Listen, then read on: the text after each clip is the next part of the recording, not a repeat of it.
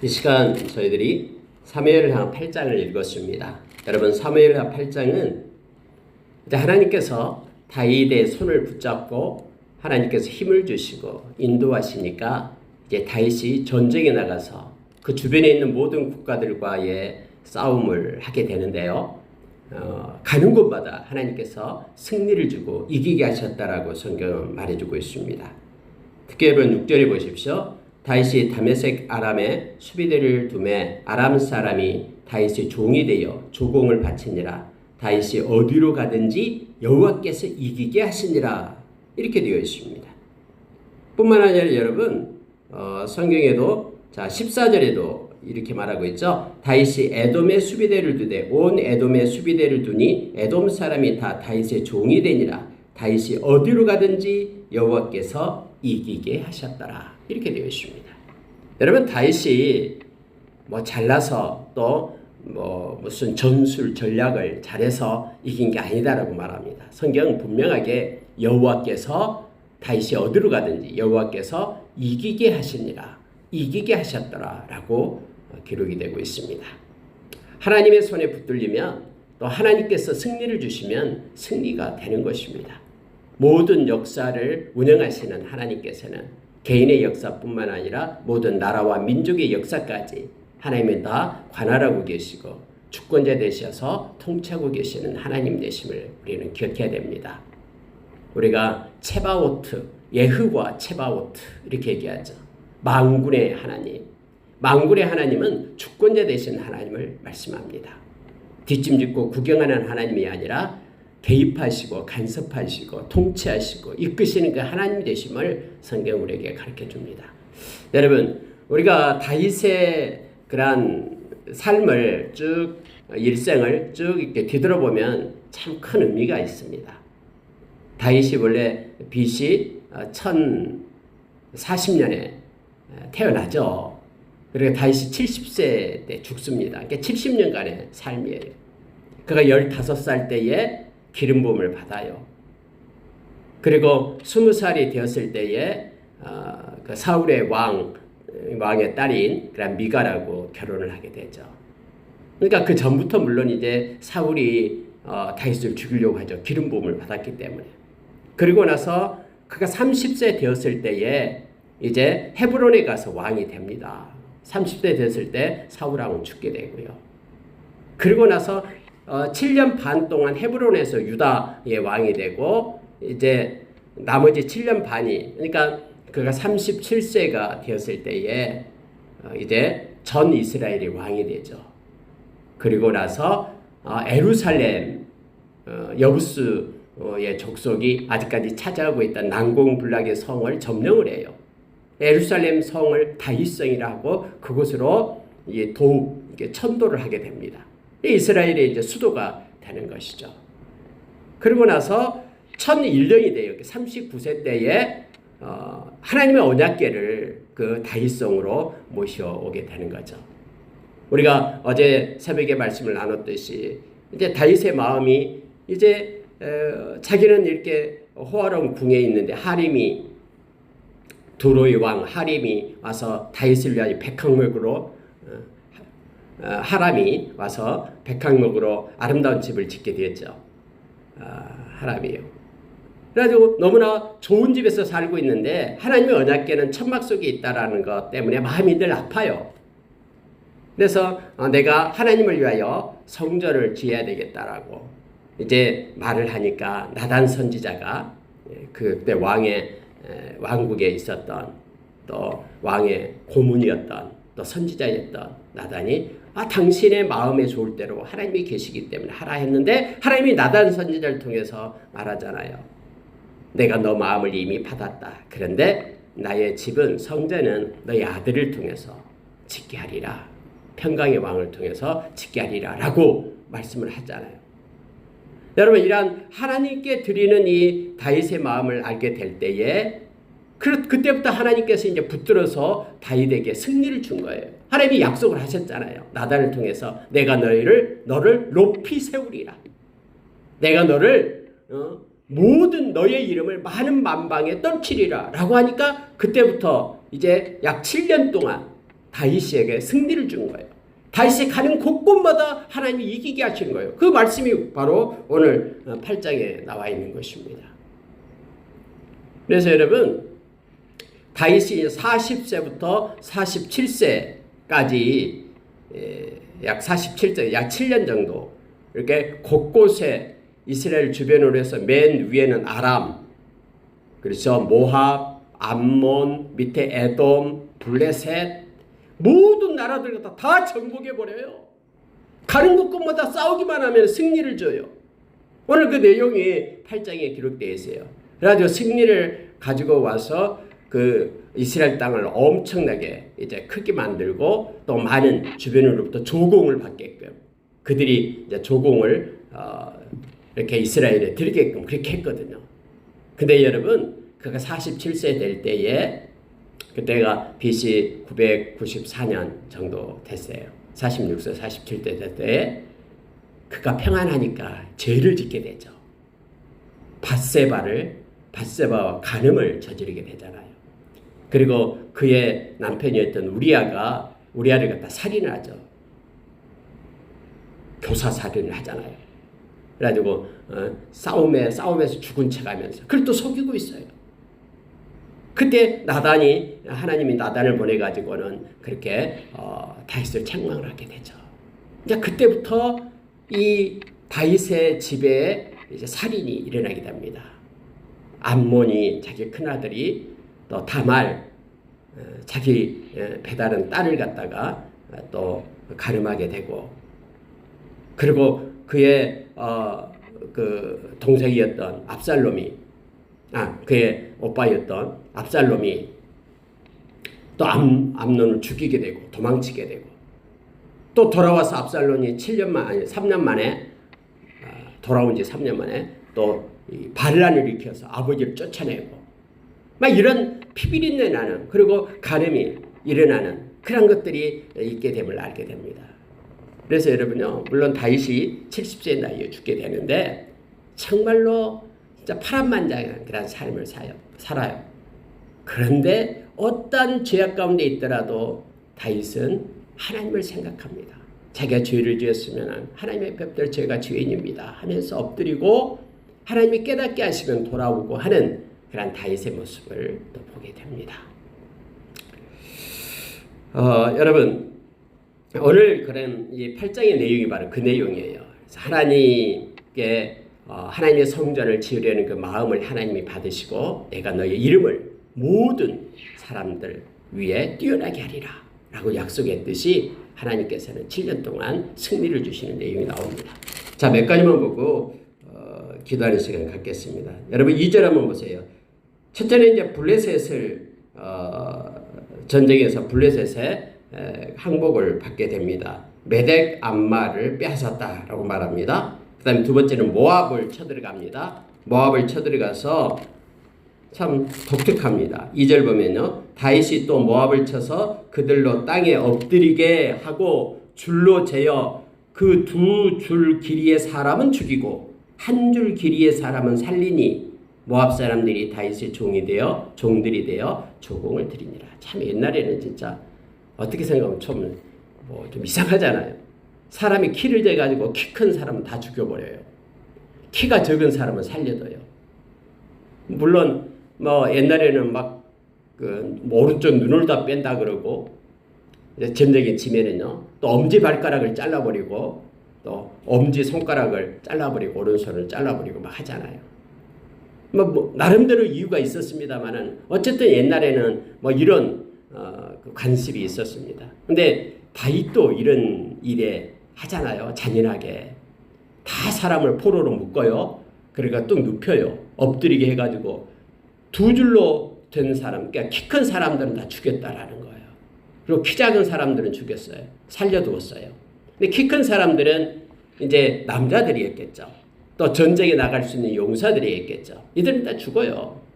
원래 옛날에는 전쟁을 하게 되면요, 전쟁에 나간 남자들은 다 죽습니다. 전쟁에 지면은요, 포로가 되면.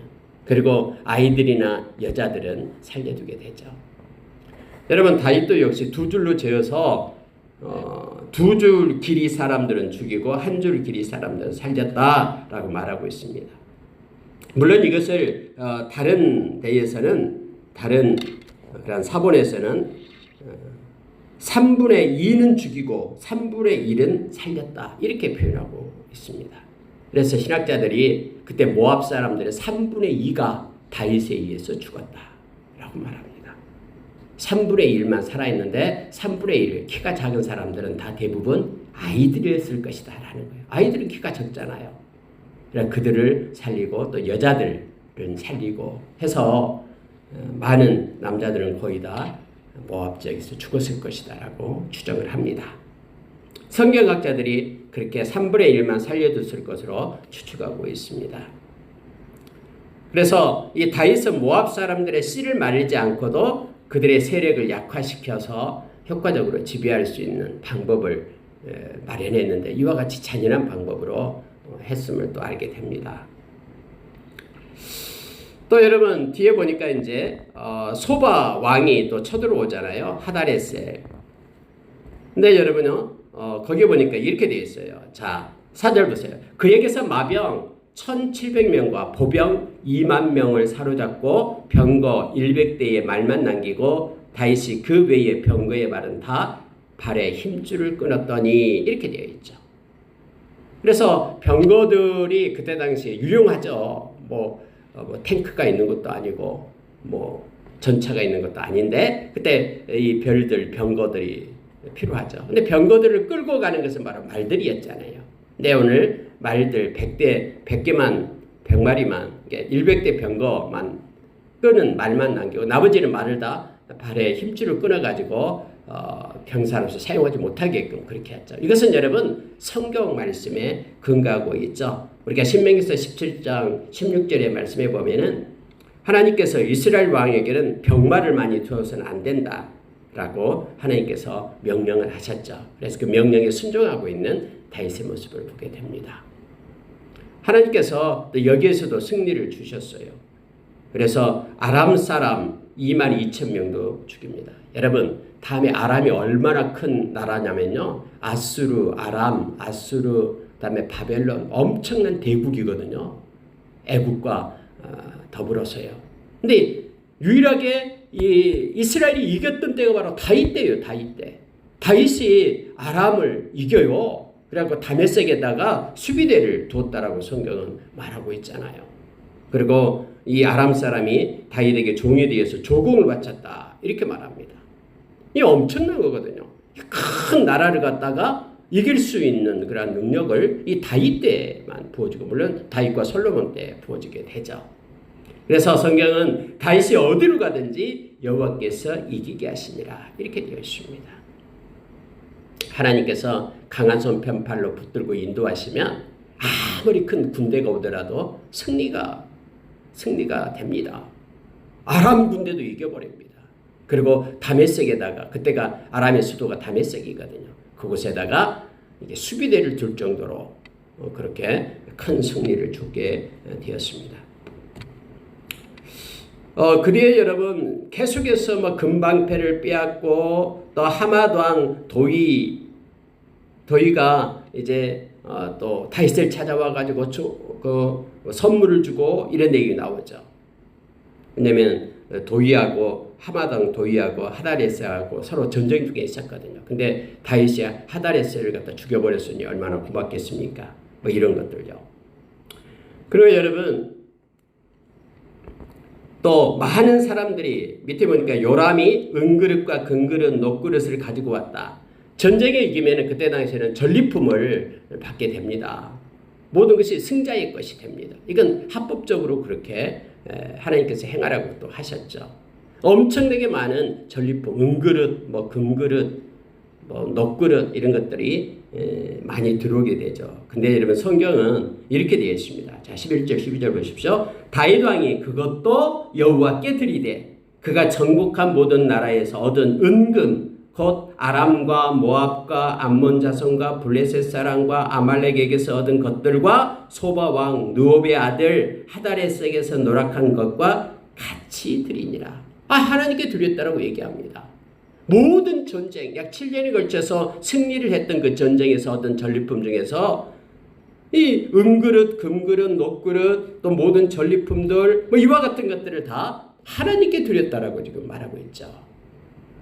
여러분, 다윗은 지금 하나님의 성전을 짓는 것에 지금 마음을 뺏겨 있는 것이죠. 하나님께 성전을 지어야 되겠다고 생각할 때 그때 나이가 39, 30년간을 준비를 합니다. 다윗이 죽을 때까지 모든 성전에 필요한 것들을 갖다 준비를 하는 거예요. 왕이 된 지 10년째부터 왕으로 있으니까 40년간 왕 노릇을 했거든요. 왕이 됐거든요. 그러니까 30년 동안이나 솔로몬이 지었던 그런 성전을 위해서 모든 재료들을 준비하고 있는 다윗의 모습을 보게 됩니다.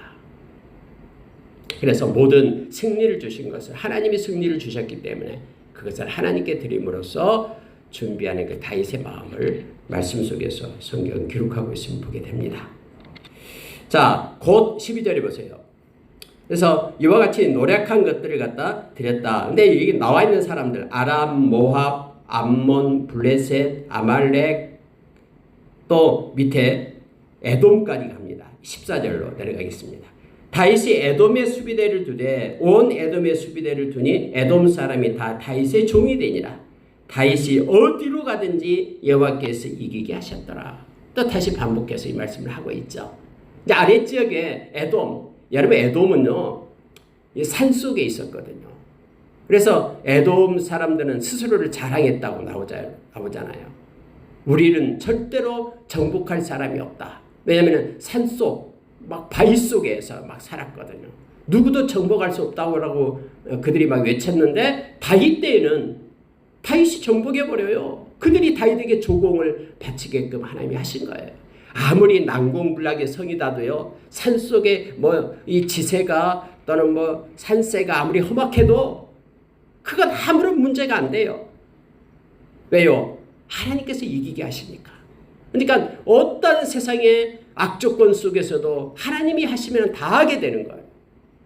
하나님이 붙들고 전능하신 하나님이 이끄시면 우리에게 승리를 주심을 우리가 기억하면서, 그래서 우리는 하나님을 의지하고 하나님만을 바라보고 살아야 됨을 알게 합니다. 하나님을 의지하면 안전합니다. 자, 여러분 15절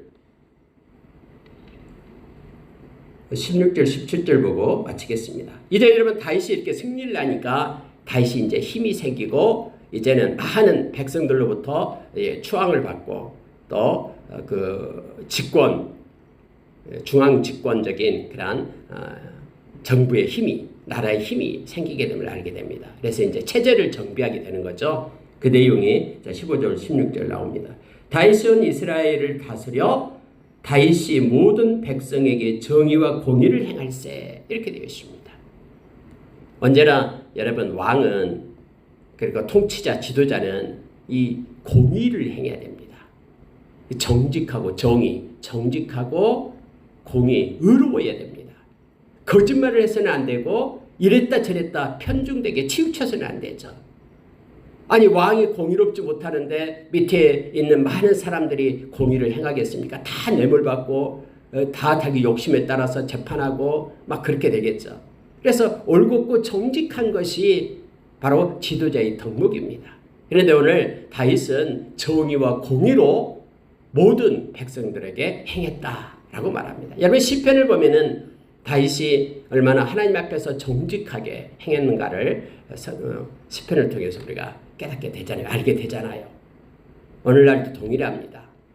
하나님은 정직한 자를 기뻐하고 또 정의를 행하는 자를 하나님은 세우십니다. 그래서 여러분 우리가 미가서 6장 8절에 보면 하나님이 원하신 것이 있다라고 말합니다. 첫째는 정의를 행하고 하나님의 인애를 가지고 하나님의 인애, 하나님의 사랑, 긍휼을 가지고 행하고, 그리고 하나님과 겸손히 동행하는 것, 이것을 하나님이 기뻐하고 하나님이 원하신 것이다라고 말합니다. 그래서 우리가 정직하게 살고 또 하나님의 사랑, 긍휼을 가지고 하나님의 마음, 긍휼을 가지고 행하고 하나님과 겸손히 동행하는 것, 이것이 하나님이 기뻐하고 원하시는 것임을 알게 됩니다. 다윗은 그렇게 백성을 다스렸더라고 지금 기록을 하고 있습니다. 16절에 보니까 스루야의 아들 요압은 군사령관이 되고 아힐루스의 아들 여호사밧은 사관이 되고, 자 17절 보고 마칠게요. 아히두베의 아들 사독과 아비아들의 아들 아히멜렉은 제사장이 되고 스라야는 서기관이 되고 여호야다의 아들 분하야는 그렛 사람과 블렛 사람을 관할하고 다윗의 아들들은 대신들이 되니라 해서 이제 주요 요직에 있는 사람들의 이름을 기록을 해주고 있습니다. 그 중에서 여러분 제사장이 2명이에요. 제사장이 사독과 아히멜렉이 있죠. 제사장이 2명이 그때 2명을 두었습니다. 그러면 여러분 왜 2명이 대제사장이 생기냐면요. 여러분 아론의 그런 아들들이 있었죠. 첫째와 둘째는 하나님께 다른 불로 하나님께 드려가지고 광야에서 죽었잖아요. 그리고 셋째와 넷째가 이제 대신 이제 제사장이 되죠. 셋째 아들은 엘르아살이고요. 넷째 아들은 이다말이었잖아요. 그래서 여러분 엘르아살 계통의 제사장이 있고 이다말 계통의 제사장이 있고 그러는 거예요. 그러면 사독은 셋째의 엘르아살의 계통의 대제사장이 바로 여기 사독이었어요. 이 사독은 그때 기브온 있죠. 기브온 성소에서 일했습니다. 여러분 다음에 솔로몬이 기브온에 가서 거기서 1,000번제를 드리잖아요. 여기에는 이제 엘르아살 계통에 있던 그런 사독이 대제사장으로 있었고요. 우리가 잘 아는 그 지역에서 제사장들이 다 죽어버리죠. 엘리의 그 가문에서 다 죽고 한 명이 도망쳐 왔는데 그 한 명이 바로 아히멜렉이었잖아요. 다윗에게로. 그 아히멜렉은 넷째 이다말 계통의 대제사장이었어요. 그래서 이 이다말은 바로 예루살렘 성소에서 있었죠. 이다말의 그 계통의 아히멜렉이 바로 예루살렘 성소에 있었고요. 기브온 성소에는 여기서 사독이 있었고, 그래서 여러분 다윗 때는 2명의 대제사장이 있었다라는 것을 성경은 기록해주고 있습니다. 말씀 마치겠습니다. 오늘의 여러분 이 8장의 주제는 뭐냐면은 믿음이 이긴다라는 겁니다. 우리가 아까 찬양을 했듯이요. 믿음이 이깁니다. 하나님께서 이기게 하시기 때문에 그렇습니다. 너는 믿기만 하라라고 우리 주님께서 그렇게 우리에게 말씀하시죠. 상황과 환경 보지 말고 하나님의 말씀을 믿기만 하면은 그 말씀의 결과를, 말씀의 성취를 우리의 삶 가운데 우리도 보게 됩니다. 오늘 하루도 우리가 믿음을 가지고 우리 하나님, 만군의 하나님을 바라보면서 우리 주님과 겸손히 동행하면서 믿음으로 사는, 그래서 하나님께 영광 돌리는 하루가 되기를 원합니다. 기도하겠습니다.